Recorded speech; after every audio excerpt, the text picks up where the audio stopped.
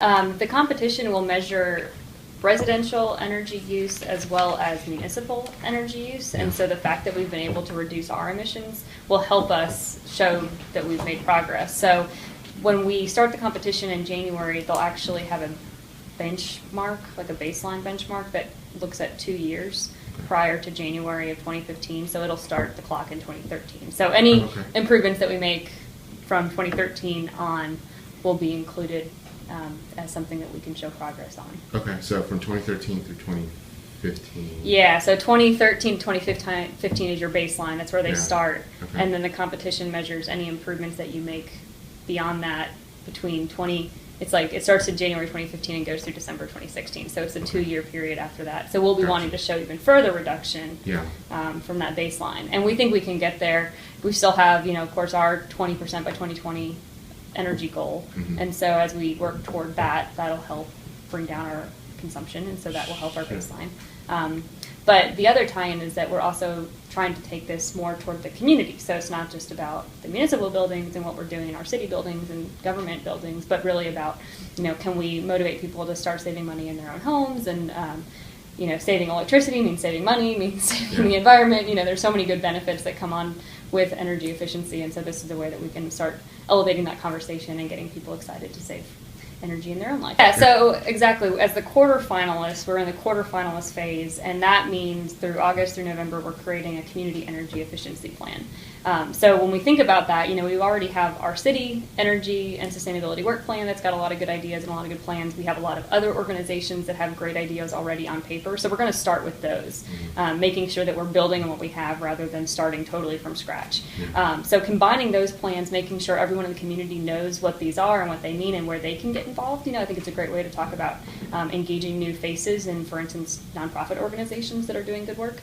And then we'll be thinking about, too, what are some new ideas? Now that we're all together at the table, now that we're all coordinating and talking, what are some new ideas that maybe we can tackle as a community that we couldn't tackle as individual organizations? Right. So that's where we have the survey. It's just a Survey Monkey, really a form, just to let us know who's interested in participating so that we can create the listserv and make sure that if anyone's interested in participating in that process, that we get the word out to them.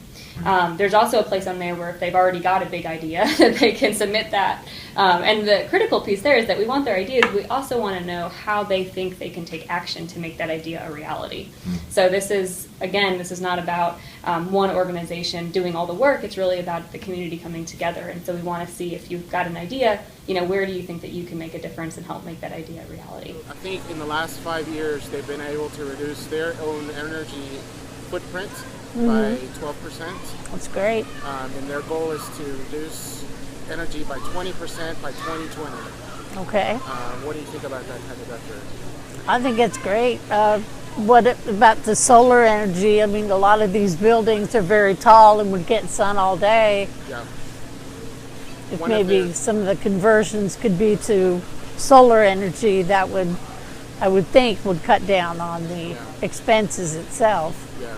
So you would see an encouragement more towards solar energy use on residential or just the city facilities, or what do you? I think the city facilities, the taller buildings, most of the residentials, at least where I live, I don't get that much sun. So that wouldn't be a problem, but in the city, the buildings are taller, they're exposed to sun all day long. Yeah.